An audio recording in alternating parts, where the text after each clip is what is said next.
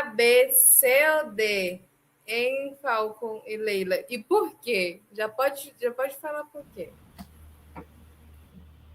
Quer falar, Leila? Pode começar. Não, a resposta com certeza é a letra C. A paz, o amor, a fraternidade, a concórdia universal. E por quê?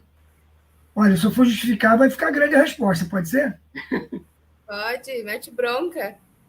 Tá, então eu vou ter que fazer um comentário talvez extenso para a pessoa de casa, porque a gente, quando está divulgando, como está no primeiro volume da obra, a gente fala para quem conhece e para quem desconhece. Então aqui tem pessoas que nunca ouviu falar no Verso e Canto, nunca leu, e tem gente que já está lendo. Então, por que o raciocínio vai trazer a paz, o amor e a fraternidade? Porque quando a pessoa começa a ler, como é que funciona a leitura de um livro comum? Não estou nem falando do universo de Desencanto. A pessoa vem através de um cérebro, escreve uma coisa, uma obra, e a pessoa vai ler. Aí aquelas palavras que estão ali materializadas, aquela ideia ali, passa pelo olho, atravessa, passa pela córnea, passa pelo cristalino. A íris regula, ajusta a quantidade de luz que vai entrar. Aí a retina joga para... A cristalino joga para a retina. A retina, por incrível que pareça, é um órgão que faz parte do sistema nervoso central. Aí, através de sinais elétricos, a retina joga para o cérebro. Quem entende de neuroanatomia, vai falar que passa primeiro pelo tálamo, mas eu não vou falar isso porque isso aqui dá aula de ciência, mas vai para o cérebro. Quando chega no cérebro, vem a imagem invertida, igual a selfie, vem invertida. O cérebro tem a propriedade, ele consegue corrigir, e a imagem chega real, normal, no teu cérebro. Aí vem aquela palavra, por exemplo, universo. Aí tem a imagem acústica que gera na tua cabeça, como funciona, como é que aquele som que é o fonema, e tem a imagem gráfica, que um linguista famoso, o pai da linguística foi o Ferdinando de Saussure, um sueco, ele falava que isso ele chama de significado e significante. O significante é aquela imagem que você forma no cérebro, e o significado é a ideia mental que você tem sobre aquilo.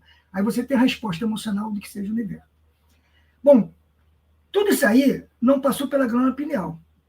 Tudo isso aí é só no cérebro, que, segundo a ciência, o pensamento é produzido no córtex cerebral, no lobo frontal. A imaginação compreende uma rede neural maior, pega tanto o lobo frontal, como o parietal, occipital, até o hipocampo. Isso é imaginação. E o segundo a ciência, o raciocínio, enquanto também mais especificamente no pré-frontal, e é o que resulta da lógica e razão. Só que não é o raciocínio que a cultura racional menciona.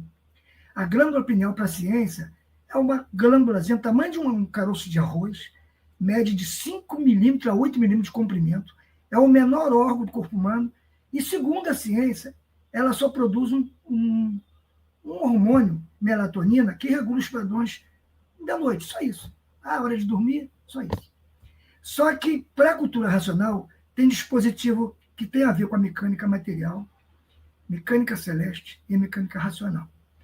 Quando você está lendo um livro da cultura que não foi gerado por um ser pensante, de cérebro, de matéria, quando esse caminho que eu falei, que passa a glândula pineal, como é da origem, e essa mensagem foi originada da origem, quer dizer, desculpe a redundância, né? Aí faz vibrar como se fosse uma paridade. Sei lá, Bluetooth ou ressonância, que seja paridade. Ela reconhece e começa a sensibilizar a glândula pineal. Aí você passa a estender os teus limites. Tem muita gente, eu já vi gente até da cultura falar assim, isso deve ser errado, cultura natural da natureza, como se fosse uma coisa errada, um pleonasmo redundante. Não, cultura natural da natureza, porque isso que eu expliquei agora é a cultura natural do homem. Por exemplo, tem outro linguista, que é um filósofo norte-americano, que nasceu em 1928. Ele até hoje está vivo. Em dezembro, se ele estiver vivo ainda, vai fazer 97 anos. É o Norman Chomsky. Ele é o criador do relativismo. E ele diz que todo ser humano possui uma gramática universal, que é GU. Quer dizer, todo ser humano tem capacidade de compreender e produzir linguagem. Por exemplo, a pessoa fala assim, se eu nunca aprenderei, nunca eu ia aprender japonês. Quer dizer que se você nascesse no Japão, você ia ser mudo? Nunca eu aprender coreano nem mandarim. Se você nascesse na China e na Coreia, tu ia ser mudo? Não, todo mundo tem essa capacidade. Então, essa capacidade de linguagem, que ele chama de gramática universal, seria um conhecimento natural do homem, e não da natureza. Aí, quando estimula essa grama pineal, com o tempo, a gente passa a estender os limites. Por exemplo, a audição humana, a gente só consegue ouvir uma frequência entre 20 Hz e 20 mil Hz. Hertz é ciclo por segundo, né? É unidade de som. Então, o que está fora dessa faixa, você não ouve. E existe, por exemplo, o apito de um cachorro, o cachorro, ele responde, ele se estimula e ele entende. E você não escuta nada.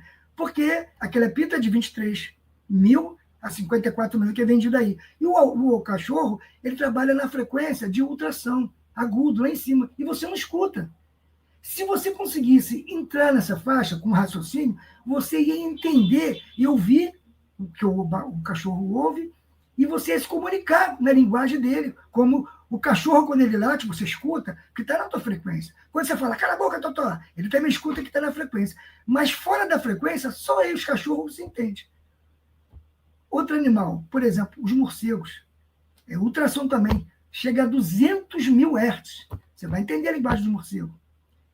Os golfinhos, 240 mil Hz, também vai ouvir. Agora vamos para... desculpa, eu falei, ultrassom. Agora vamos para a infração, que é a linguagem aguda. Aguda, lembra? Né? Aguda. Por exemplo, a girafa. Você vê um bando de girafa, parece que só muda. Estão se comunicando na faixa delas. As baleias também estão se comunicando no contato infração, e você não escuta. Quer ver a visão? Alguém já viu a ultravioleta? Ela não é visível aos nossos olhos. Infravermelho, ninguém vê, existe. Então, quando você começa a se ligar, ficar ligado nas linhas gerais da natureza, olha que barato. Agora, isso ainda não é a cereja do bolo.